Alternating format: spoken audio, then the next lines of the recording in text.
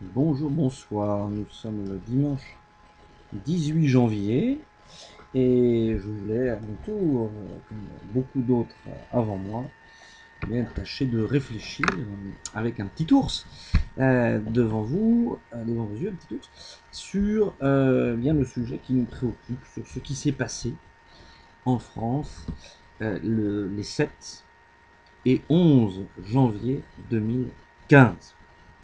Alors j'ai pas voulu me lancer dans une vidéo avant pour laisser tomber un peu l'émotion et pour laisser davantage de place à la réflexion.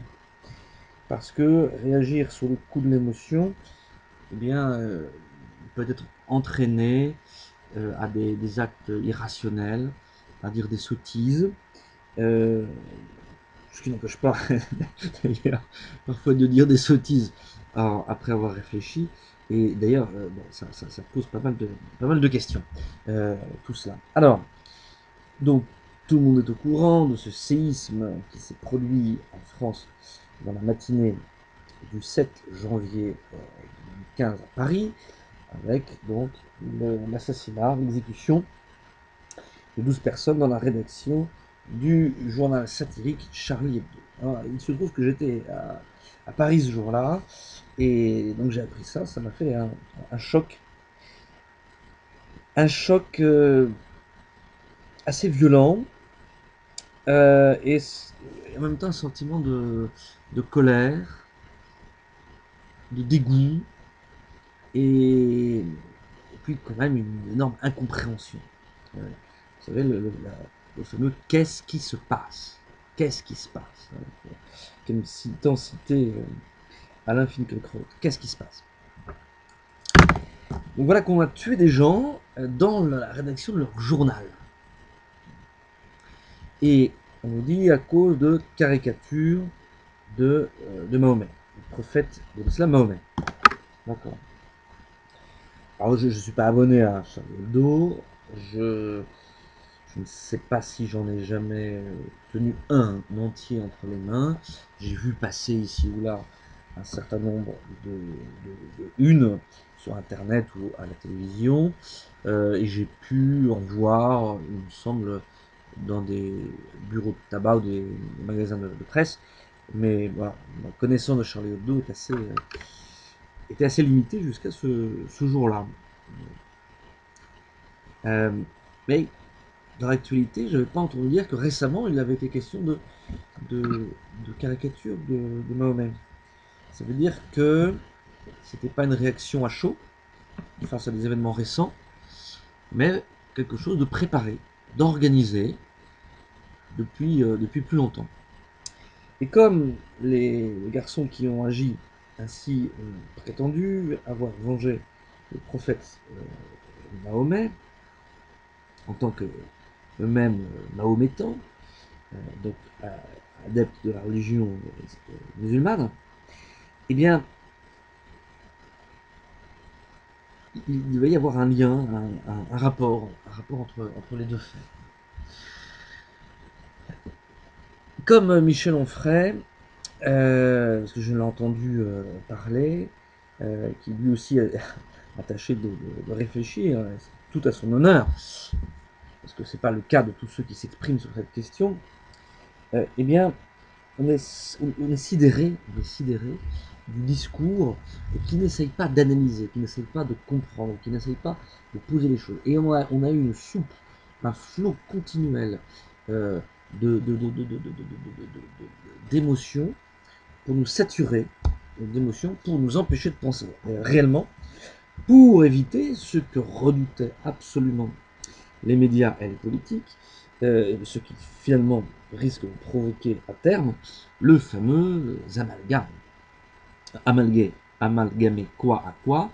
Amalgamer l'action de gens violents qui se revendiquent de l'islam avec des musulmans.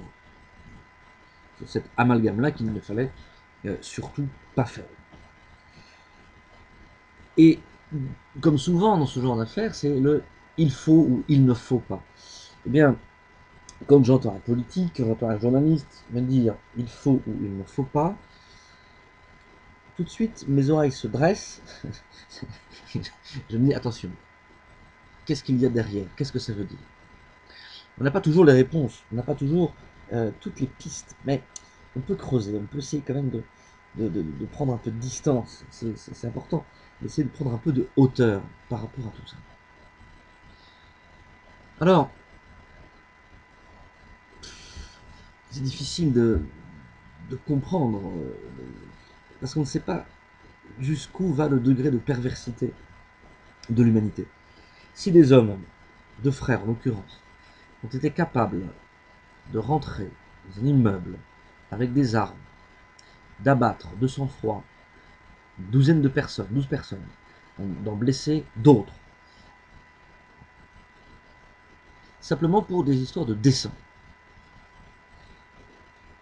On peut se dire, tout est possible.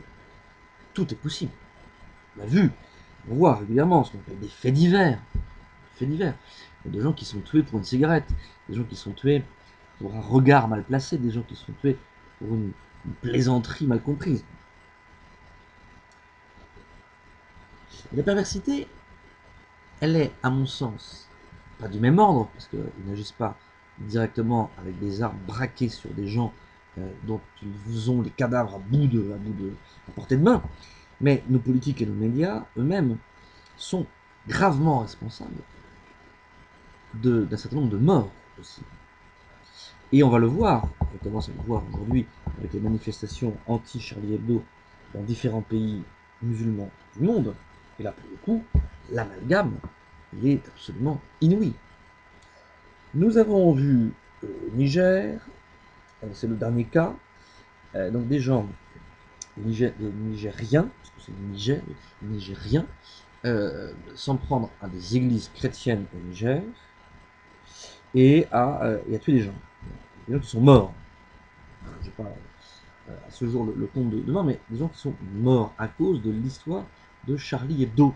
Parce que Charlie Hebdo, le mercredi suivant, donc le 7 janvier, le mercredi suivant, a trouvé bon de refaire une caricature.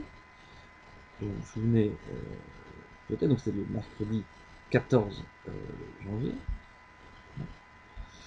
Donc une vidéo, une caricature, une nouvelle caricature du prophète. Et ça a exaspéré les gens. Ça a exaspéré.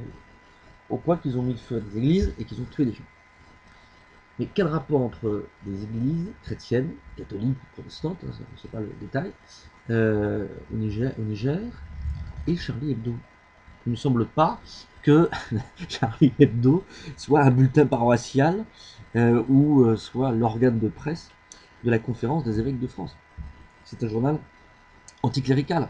C'est un journal de la tradition satirique de l'extrême gauche. Il y a un amalgame. Un amalgame entre liberté de la presse, dessin par des Français, moquerie de l'islam, Occident, christianisme. Amalgame. Très éloigné, mais amalgame tout de même. Et amalgame violent, et amalgame meurtrier, et sanglant, et sanguinaire. Ça doit nous faire réfléchir. Parce que, évidemment, si des Français s'étaient mis à agresser d'autres Français, sous simplement le prétexte que certains étaient musulmans, et donc, soi-disant complices des assassins de Charlie Hebdo. Voilà. Voilà qui aurait été très grave, très scandaleux de la part de nos compatriotes. Ceci ne s'est pas passé pour le moment. Et heureusement. C'est pas, hélas, ce que l'avenir nous réserve. Ça, ce sont des faits complexes, compliqués et très désagréables. Ensuite, il y a la manipulation de la part des médias, très habilement menée, et des politiques, sur cette grande marche républicaine. C'est très important que ça s'appelle républicaine, parce que dans la bouche de ces gens-là, ça veut dire quelque chose. Être républicain, ça ne veut pas dire, ne soyez pas naïf, que vous reconnaissez le régime de la République, non. Mais ça veut dire que vous adhérez à tout un corpus de valeurs qui ont de noms somme toute fort sympathiques. Hein. Liberté, liberté de la presse, égalité, fraternité, laïcité, etc. Donc ça commence à devenir un peu plus complexe. Mais voilà. Et donc, eh bien, ce sont ceux qui déterminent ces valeurs républicaines, qui déterminent aussi qui fait partie du précaré républicain et qui doit en être exclu. Hein, c'est la fameuse tolérance à plusieurs vitesses du traité de la tolérance de Voltaire, c'est génial, qui est en train de, paraît-il, d'être vendu dans les librairies, le fameux traité sur la tolérance, qui est précisément, quand on le lit attentivement, qui est finalement le fer de lance de ce système d'exclusion de celui qui ne pense pas comme vous parce que vous seriez intolérant. Hein. Et c'est, je crois, Raphaël Enthoven qui disait cela. Bien sûr qu'il faut exclure celui qui serait intolérant à votre égard s'il était au pouvoir. Et il vous dit ça, vous voyez, sans sourciller. Mais qui est au pouvoir et qui exclut l'un ou l'autre sous prétexte qu'il n'est pas d'accord avec lui ou qu'il profère des choses monstrueuses. Alors sur le côté monstrueux, c'est assez étonnant. Il y a tellement de choses qu'on a du mal à faire le tri. Alors, vous avez eu donc sur Canal+, hommage à Charlie Hebdo, etc. Et puis vous aviez un mur hein, où on voyait tout un tas de unes de Charlie Hebdo. Tous plus ou moins polémiques, les unes que les autres. Très bien.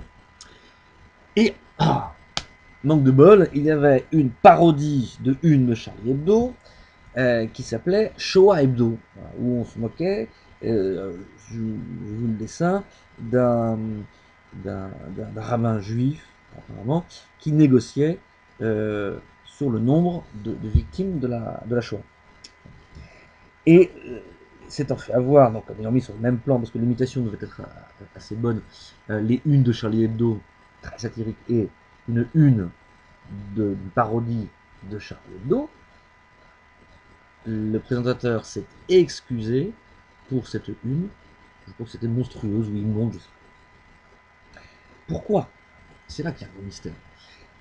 Charlie Hebdo, allons jusqu'au bout, n'épargne personne dans ces caricatures. C'est bien donc les caricatures sur Mahomet, le prophète de l'islam, en allant parfois très loin, hein, donc reprenant des caricatures qui avaient été publiées au Danemark où le prophète Mahomet avait à la place du turban une bombe, où le prophète Mahomet allongé sur le ventre presque nu en disant au caméraman et mes fesses tu les aimes mes fesses, en parodiant ainsi Brigitte Bardot, ou d'autres encore, je n'ai pas tout en tête, parodie bien sûr le catholicisme dans sur toutes les coutures, d'une façon assez, j'imagine, assez pénible pour les chrétiens, etc., etc. Et même, vous avez une de Charlie Hebdo assez ancienne, où vous aviez un Adolf Hitler représenté caricaturé, je crois que c'est hyper sympa, et la bulle, alors les youpins, salut, ça gaze. Et c'est là que il y a une chose terrible. Je ne vous cache pas que ça ne me fait pas rire celle-là, pas plus que celle sur le prophète Mohammed, pas plus que d'autres du pape sodomisant un enfant. Je crois qu'on parlait de ce genre de choses. C'est moi, ça me fait pas rire. Mais ce qui est intéressant, c'est ce que. Il y a un proverbe qui dit ce que je suis parle plus fort, ou crie plus fort que ce que je dis. Si c'est Charlie Hebdo qui fait un Hitler rigolard, vachement sympa, salut les youpins, ça gaze. Si c'est Charlie Hebdo, ça passe. Ça passe. Si c'est n'importe qui d'autre, là, c'est le scandale. Voilà. En fait, c'est pas la blague, c'est pas la plaisanterie, c'est celui qui dit la plaisanterie. Et cela, dans les médias, on ne l'admet pas. Charlie Hebdo, il a son brevet d'humour, évidemment, parce que Charlie Hebdo, il est estampillé anti-raciste. Bon. Sauf que manque de bol, il y a un dessinateur de Charlie Hebdo qui a été épinglé pour antisémitisme. Donc, liberté d'expression, liberté de faire rire, avec tout de même un certain nombre de règles qu'il faut respecter. Donc, ne vous inquiétez pas, si vous faites une blague sur un prêtre sodomisant un enfant, là, que vous soyez de gauche, que vous soyez d'extrême gauche, ça te fera toujours rire. Que vous soyez de droite ou d'extrême droite, de toute façon, c'est un sujet qui fera toujours rire. Mais sur d'autres sujets, oh là là, plus difficile. Si vous n'avez pas le brevet de respectabilité antiraciste, d'extrême gauche, eh bien vous ne pouvez pas rire d'un certain nombre de sujets. Il suffit de le savoir. Il suffit de le savoir, c'est quand même pas compliqué, et bien d'avoir son petit mode d'emploi, rire, ne pas rire, avec telle ou telle étiquette. Les gens braillent, mais non, non. Hein. Est-ce qu'on a vu des journaux satiriques d'extrême droite? Ça n'existe pas. Comment? Oui, minute. Bon, minute. Évidemment.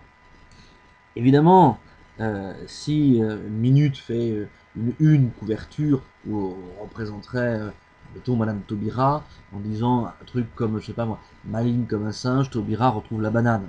Évidemment, ce serait raciste. Parce que c'est Minute.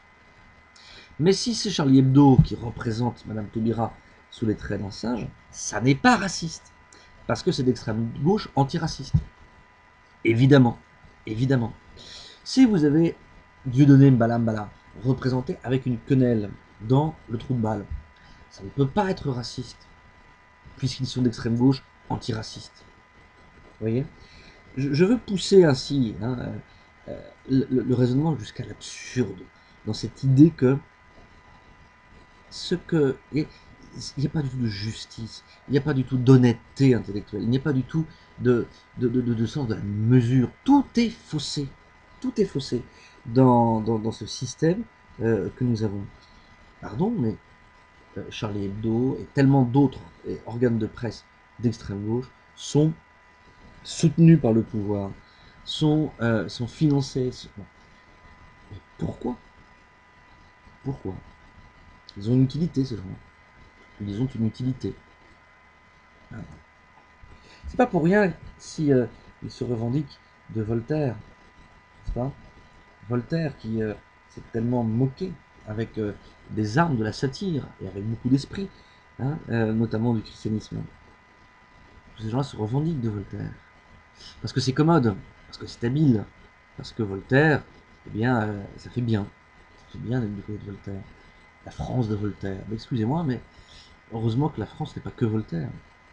Parce que quand on voit ce à quoi aboutit la dérision permanente de Voltaire, cette destruction de tout, ça aboutit à la Révolution française. Alors certains s'en foutent de gloire, mais on pourrait consacrer des heures et des heures de réflexion à cela. Eh bien, de la même manière, c'est ce que dit Eric Zemmour, hein, ce ricanement permanent, cette dérision permanente de toute chose, amène aux catastrophes que nous vivons là. Et c'est ce paradoxe que ce soit les gens qui font ces caricatures qui souhaitent attaquer. Mais il y a des questions qu'on peut poser. Qu'est-ce que ça veut dire? Qu'est-ce que ça veut dire? Sur l'humour. L'humour est une arme redoutable. Parce que c'est très bon l'humour. Ça peut être très bon et ça peut être très mauvais. L'humour est une arme redoutable parce que il faut toujours mettre les rieurs de son côté. Alors, on préfère être du côté de ceux qui font rire que du côté de ceux qui sont tristes. Et c'est pourquoi, eh bien, Voltaire est plus facilement suivi que Joseph de Maistre. La pensée de Joseph de Maistre est plus lumineuse, elle est claire, elle est précise, elle est exigeante aussi, mais il n'est pas drôle, Joseph de Maistre. Il a un humour très fin, très en demi-teinte, hein, un peu comme Pascal dans Les Provinciales. Bon, on va dire, ah mais c'est pas accessible à tous. Tandis que voilà, Voltaire, la belle affaire, c'est facile.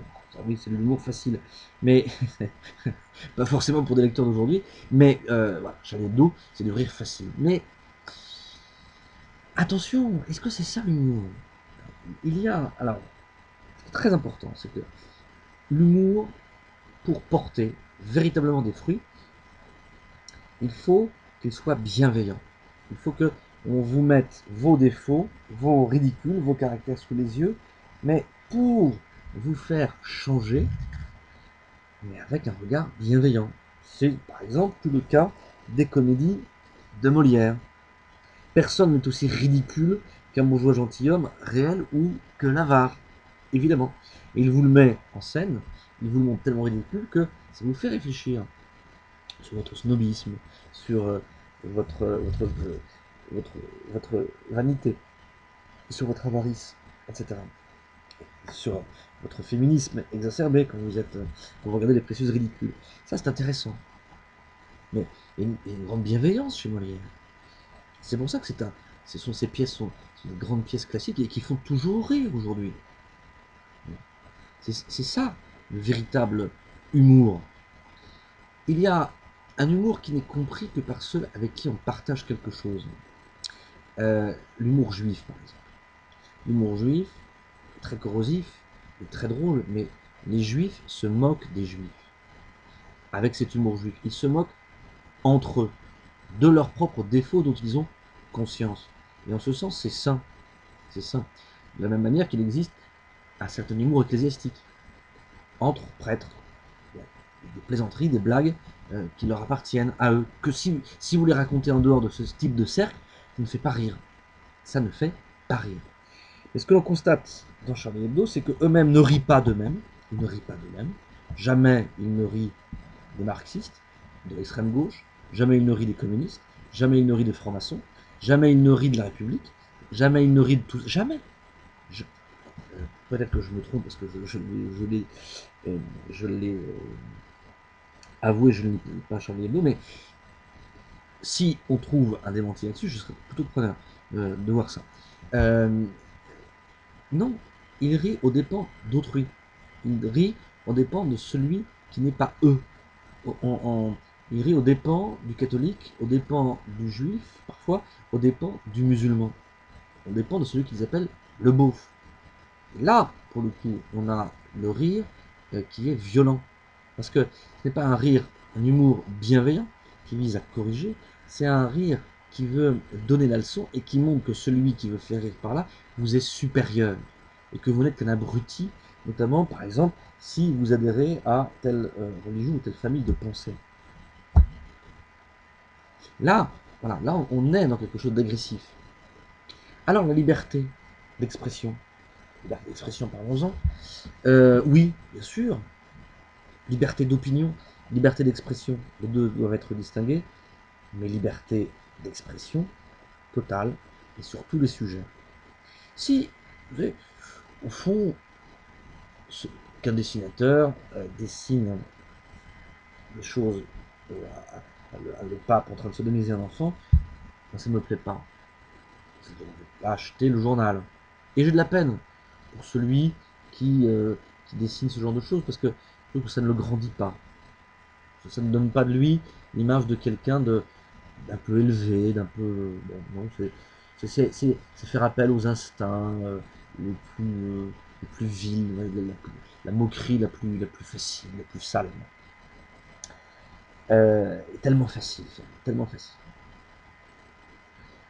Mais mon Dieu, qu'il y aille, qu'il la fasse sa blague. Tant qu'il ne m'oblige pas à l'écouter, tant qu'il ne m'oblige pas à avoir ce journal sous les yeux, et qu'on me dise regarde ça, c'est bien. Non, ça ne me dérange pas.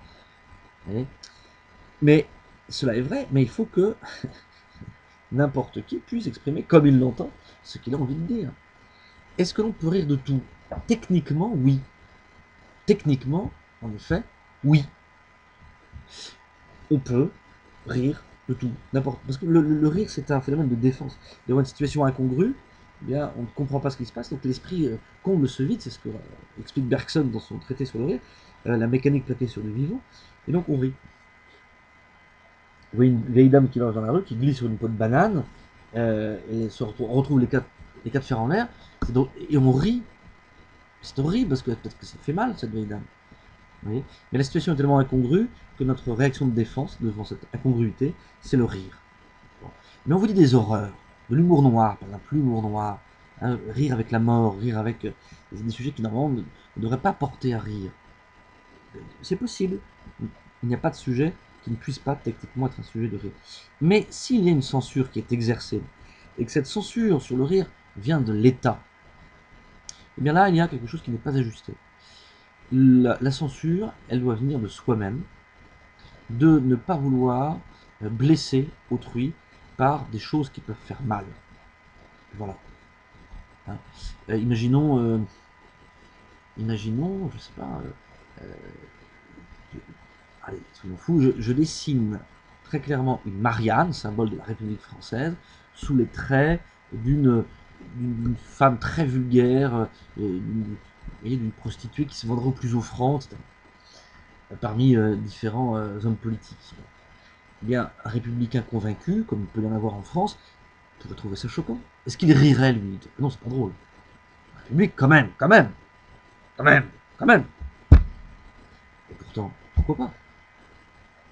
Après, si on compare, mais qu'est-ce qui est plus grave? Le pape sodomisant un enfant ou... Vous voyez, on est dans le même humour de caniveau. Donc, on peut faire des choses très drôles, mais en évitant de blesser les autres. C'est quand même pas compliqué. Parce que qu'est-ce qu'on gagne véritablement à blesser, humilier les autres en faisant des dessins? Est-ce que ça aide à la cohésion nationale? Est-ce que ça aide à la concorde? Non, évidemment, non. Ah, vous êtes blessé par tel dessin, vous êtes des abrutis. Désolé, pas forcément. Mais oui, une forme d'attaque hein, quand on fait ce genre de choses. Voilà, donc c'était quelques réflexions. On pourrait parler encore fort longtemps, j'imagine. Mais voilà, pour cette fois-ci, c'est terminé. Merci de votre attention. Et puis espérons que les choses ne s'envenimeront pas par la suite. Bonne soirée, au revoir.